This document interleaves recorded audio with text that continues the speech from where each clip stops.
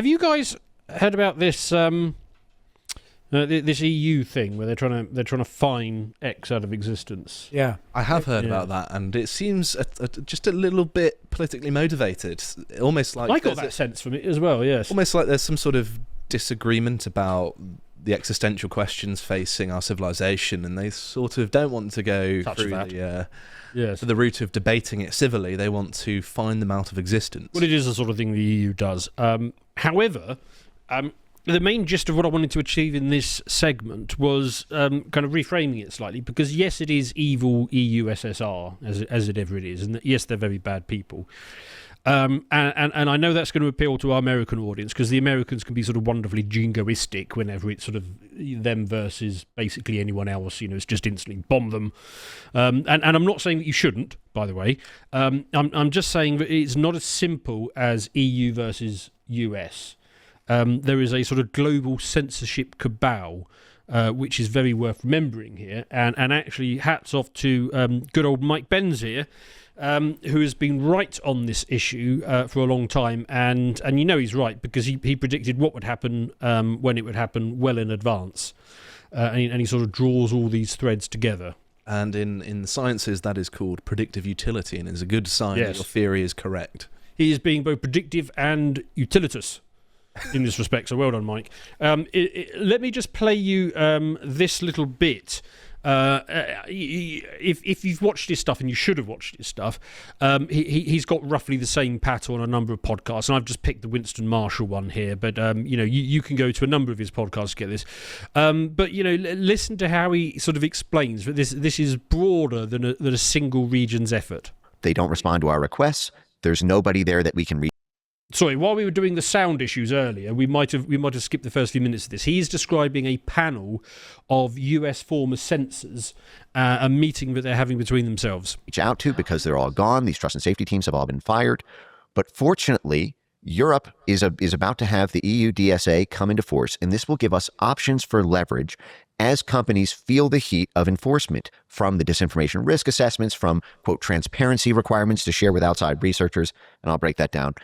And she ends by saying, and hopefully this will compel the restaffing of these people who were fired from the trust and safety team. So these are American censors in exile working together with Europe and banking on a European censorship law to get their American censorship jobs back, because they will have to be in order to comply with the European regulation or face potentially hundreds of millions of dollars in fines. So, I mean, what he's describing is the whole issue of censors in exile. A great example of this is, I'm sure our audience will remember Nina Jankovic. Unfortunately, I can. Yes, we did segments on her at the time, didn't we? We did. She did some horrific singing and sort of weird theatrical things that make my skin crawl. Wasn't she like a weird Harry Potter fan or something, and used to sing along to that whilst also planning to censor everybody in the US? It gave it a very scary sort of tone, didn't it? It made it more sinister. Nurse Pratchett vibes we were getting from this. But anyway, as you may remember, she sort of popped up and was attempting to basically do what the EU is doing now in the US, and there was a bit of a backlash, and they thought, oh dear, we can't really be seen to be censorious in America, because apparently it's an issue for them, free speech, and they've got some documents or something that back it up. They've got the right paperwork to suggest that they can have free speech. So do you know what happened to her? She was quietly shuffled off to an NGO in London, and she is now a registered foreign agent in America. So she's an American censor who basically lost her job and started working for a London-based NGO, and she's a registered foreign agent back in the US now. It's almost like it's an international racket of some kind, isn't it? That's what I'm going with. Yes. So you have to remember, as absolutely appealing as it is to sort of attack the EU, we've got to remember that actually there is an entire cabal of these people, and they operate at a transnational level, and they don't really respect national borders. And a lot of what's going on is actually, US remnant deep state apparatus, bureaucrats who have lost a lot of their funding. What was it that got defunded? It was thing that Elon and Trump defunded on day one. USAID. USAID, yes. It's a lot of that. A lot of their funding has gone. So they've been dispersed to the colonies to regroup and attempt to reinstall this stuff. It is painful to have to defend the EU somewhat here, although, of course, not Well, I'm not entirely. really defending the EU. I'm just, Mm-hmm. just highlighting that this is a bigger issue than, essentially what I'm going to get to at the end of this is that Mike Benz keeps pointing out that you don't treat this as a series of isolated issues. Treat it as a stratagem that you need to apply broadly. And this is both to US censors, London censors, American censors in exile, all that kind of Should thing. be able to spot the patterns, people in the audience. Exactly. There is also the other way around. Thierry Breton is one of the people behind the DSA, and I think now he's working for an American agency. Let me check it. Yeah, that sounds right. Yeah, It's what these people do. There's lots of cross-pollination between both sides of the Atlantic. yeah. It's censors want us censoring us. Mm. Yeah, and actually one of the other things, I didn't put it in the segment, but he talked a bit about Brazil as well, about how they're applying worldwide censorship standards as well. It's an attempt from these sort of US deep state or former deep state affiliated branches to try and reinstitute censorship back into the US. I have it. Yeah, good. Right, so Thierry Breton served as the European Commissioner for Internal Market and Digital Affairs in the EU Commission, European Commission from 2019 until his resignation in September 2024. I believe that was when he was accused for election interference in the US.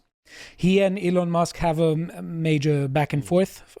Following his tenure, he joined Bank of America's Global Advisory Council. Right. Well, I mean, election interference is the entire point of this whole exercise. Yeah. It was. I mean, this whole apparatus was built. I mean, not just for Trump, but it was significantly ramped up to stop Trump getting elected. And then obviously he defunded it when he came in, and of course these people are just scrabbling around all over the place. But there's a whole network, so it supports it. It's basically an extension of the Democratic Party at this point as well. Yes, essentially. But let's talk about what the EU have actually done. So these are the specific reasons for the fine, and I thought it might be worth to go through it. So it's apparently the DSA, so the Digital Service Act or whatever it is. It's their first very large so they target very large online platforms, basically because they're the ones with the cash to fund this type of activity. And Benz has basically been warning since 2018 that all of this is coming, that you're going to see this apparatus built out in all over the place. We've already seen it built out in the UK with the online harms bill. But the UK market is small enough that it doesn't carry quite a big enough stick. If the EU were to go dark for social media, it would represent a huge chunk of advertising income and sort of make it much more challenging to operate. Here we go. This is Ben saying, this is the day I've warned the Trump admin for. Every day for 7 years would come since the 2018 US disinformation code. When it was floated in concept. So, absolutely. And, of course, multiple people have issued sort of similar warnings on this. Would I be able to say something ever so quickly Sure. on the scale of the fines in the previous slide? If you could go back to that one. It's interesting, the fine amounts here, because some of these things, I could see them having these,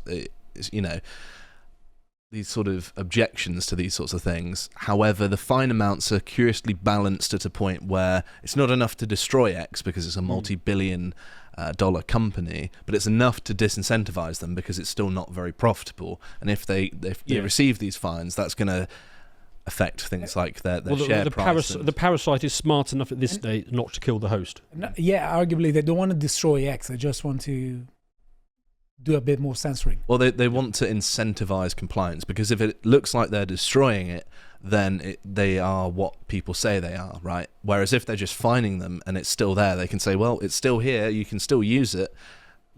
So, I mean, I will want to get into specifics, but again, I'm just going to let Ben's talk on this. The first minute of this is a wonderful little summary. The EU has a piece of absolutely monstrous regulation. It's called the Digital Services Act. You should not dignify it with that name. It's the Digital Censorship Act. It effectively dictates the content moderation policies that American social media companies can have. Climate change, abortion, gender issues, national identity issues, vaccine efficacy, any policy the EU wants to manufacture the consent of the European population, they can effectively force the tech companies under effectively bankrupting fines, allow them to essentially have godlike control. Americans writing online from within America. Because of this service, you think that will be throttled all over the world. Won't it just be throttled within the EU? That is what they're saying right now. But the NATO 2030 strategic concept, they called for a 24/7 disinformation monitoring system powered by artificial intelligence. You see 12,000 arrests in Britain, but it is like orders of magnitude more than get arrested in Russia. It seems that this is an administration that at least proclaims to be very pro-free speech. I wanted your appraisal a few months into this second term of Trump. Right. So there you go. Interesting sound effects there. But yes, very nice. He's very much on the money though, what he's saying. Yes, so let's talk about this first one, the deceptive blue checkmark system. So I guess what the EU is trying, well, they see what they're trying to say, that they want to avoid scams, impersonations, manipulations by malicious actors, is their stated reason. I mean, quite straightforwardly, of course, it's just they want rule by experts. Mm-hmm. They want only the people that are in their club to be the people who have reach. And there's a sort of deceptive nature to this, because when they first rolled out the checkmark thing in sort of around the 2022 period, there were people, pretending to be other people, and lots of people were falling for it. People pretending to be Elon Musk or brands, things like that. And it did actually do some tangible damage, reputational damage to people that did nothing to deserve it. However, this doesn't really happen anymore. When you see X these days, there's no real impersonation anymore.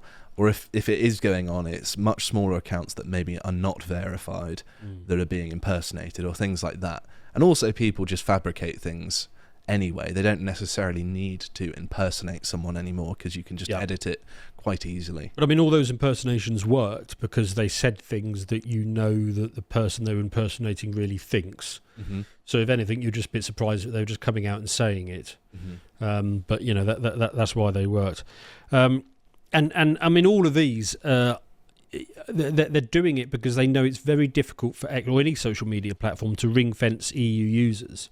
So it kind of incumbent upon them to make these changes globally, if they're going to end up complying with this. And again, let's find it. There we go. No, that one. Yeah. Again, he's been predicting this for some time, that these large fines were on their way. The second one on the list was inadequate advertising repositories. 35 million on that. Again, the issue here is the EU is not really worried about advertisers having a repository of data. I mean, they don't give a toss about that. In fact, let's go and see what their made-up excuse is for that one. X fails to maintain a searchable, accessible library, obscuring details on political ads, scams and targeting content. This hinders users and researchers from detecting fraud or undue influence. And of course, there's a reason here, because when you hand over advertisers' information, you get that same scenario where you had the YouTube adpocalypse, where it's just like, do you know that adverts are appearing on this dangerous content, when actually it was just that adverts would always appear, and they're not specifically choosing that content. Yes. And they try to misrepresent it. And so there's an incentive from a social media platform's perspective not to share this information, because it opens them up for attack, and one of their main revenue sources. I think the reason that Mike Benz would certainly say that they don't want this sort of searchable database is because basically what they're building is when they have it is an election interference toolkit, so they can see who their political opponents, who the AfD or National Front or Reform or whoever it is, if they can see them putting out ads. They know where to interfere, they know where to censor, they know where to suppress things, they know where to limit things.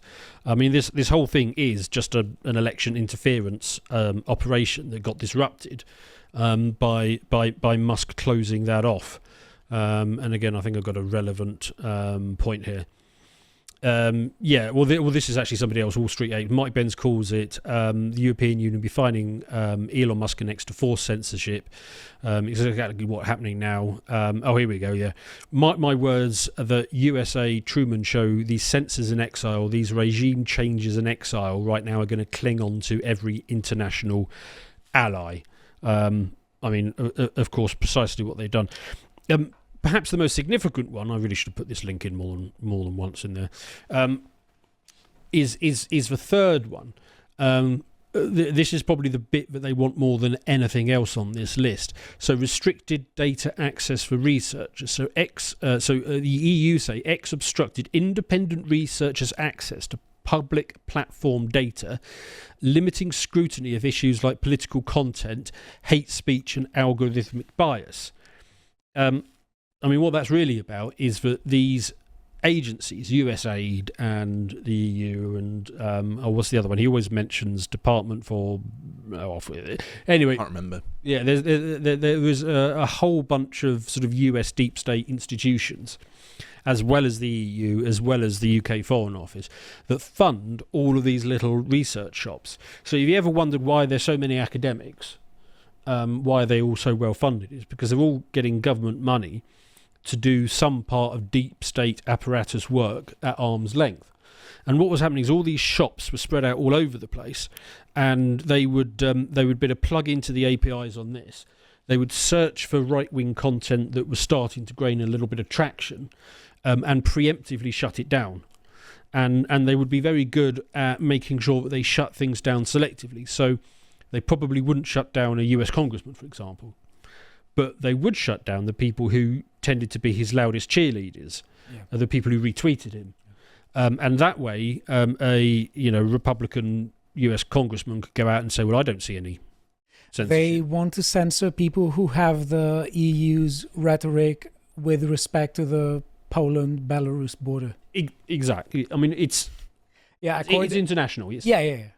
No, I'm just saying that especially with that border, the EU is adopting the strategy it says that the far right adopts with respect to every other border. Yeah, well, you did a thread on a segment on that recently, didn't you? You made that point. We did last week when we were talking about the AfD and about the cognitive dissonance of the EU with respect to the party. Yeah. He even makes a reference to the British police in that. Because the British police are not actually sitting there reading your tweets all day. They're relying on organisations like this to, plug in with an API, scan stuff. I mean, that's how, for example, they were able to find Lucy Connolly's thing, even though it was deleted within half an hour. They've got these, systems running that plug in through an API. They can find it quickly, and they can flag it up, wave it to the police, and then the police just get these sort of free detections, as they'd call it, free arrests. I mean, they have the keywords. Yes. They can find with the keywords. Also, some of those posts may do really well in the beginning, and they get a massive boost. So they can find it relatively easily. But you constantly see people who write posts like that, like these, get much longer sentences than actual criminals. Oh, yeah.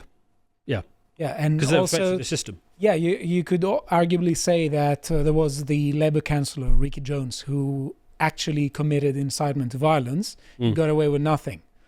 And you could say other, let's say, inflammatory statements that don't constitute incitement to violence were persecuted. Yeah, exactly right.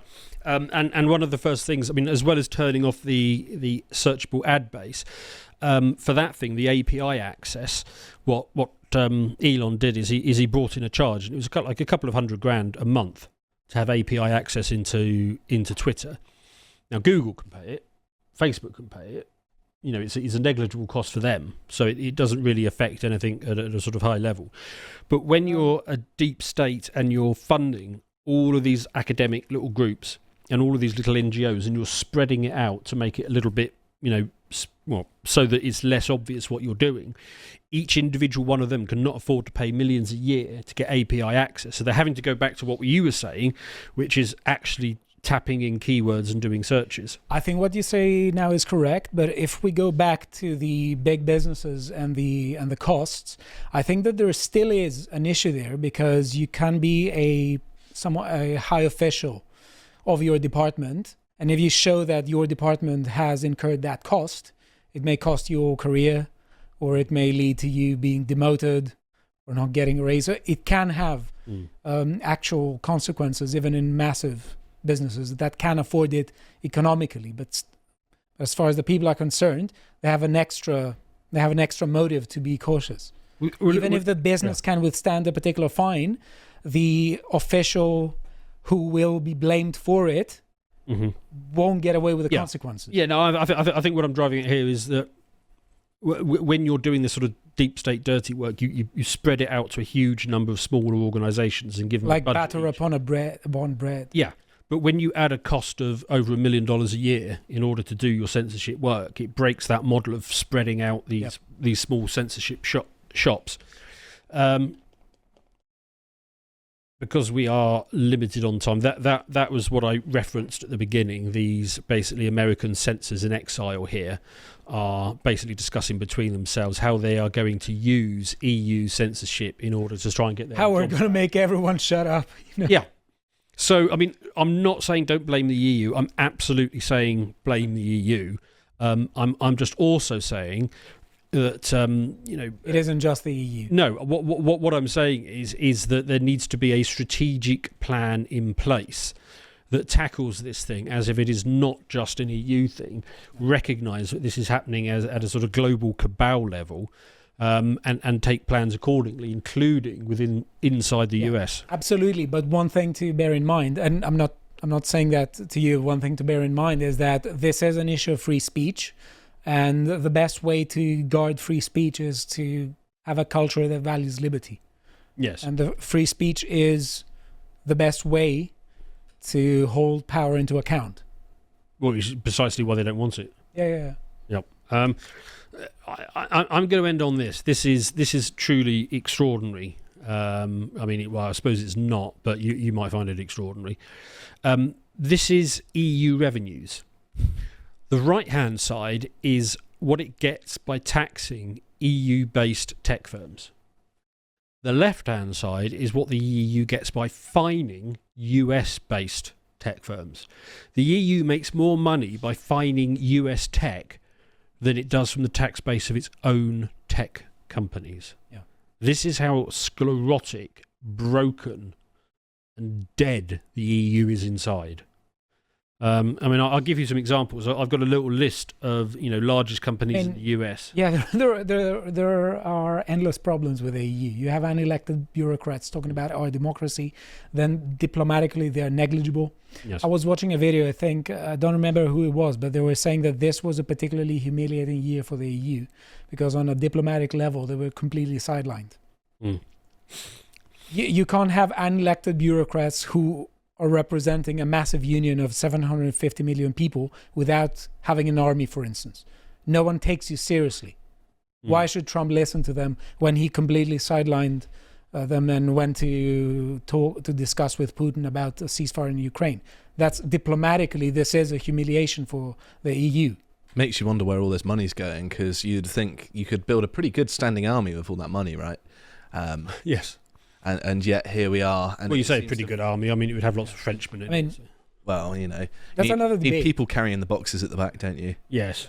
That's another debate, but I was just merely trying to stress out that when you're just an unelected bureaucrat, when you're representing a basically economic union without having an organized army behind you, people who do have organized armies behind them can afford to sideline you. Well, they've only got soft power, haven't they? They haven't got hard power. We're moving back into the era of real politics. I don't think we ever left, but yeah. The EU imagined that we did for the last 50 years. Of course, we didn't, but they like to believe it. I'll just leave you with this now. I'm just going to read out some of the US biggest companies, and then some of the EU's biggest companies, and tell me what you notice. So, Apple, that's a 48-year-old company.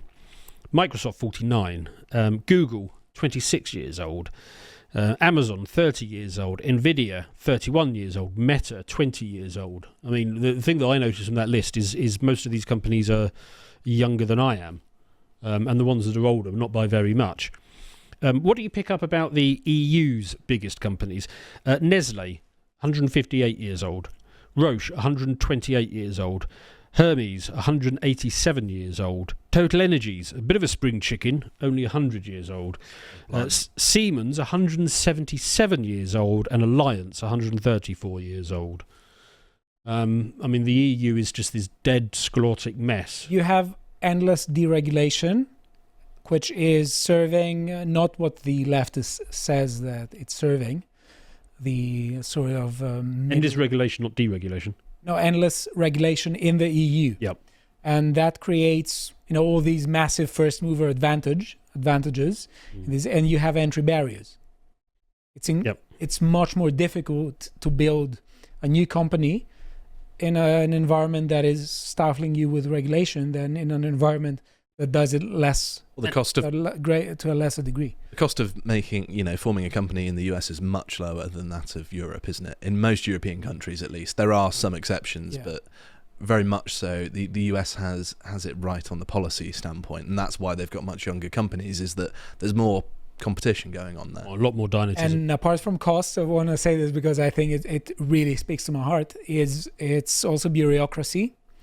And the time you need to waste with starting it. You may need months where you could just need 2 or 3 weeks. Exactly. And Carl makes quite a good point about the British state, and it's basically the last vestige of the British Empire. It retreated, and now it's basically just Westminster. And they're sort of still tyrannising us with these sort of old ideas. The concern with the EU is it is going to be the last vestige of all these failed post-war ideas, and they seem to be taking in a lot of sort of US deep state actors in exile, and it's just going to become this sort of rump state for the post-war liberal ideology. So I wish Elon Musk and X the very best of luck with that one. If you would like to watch the full uncut version that is also uncensored, head on over to lotuseaters.com to find out more.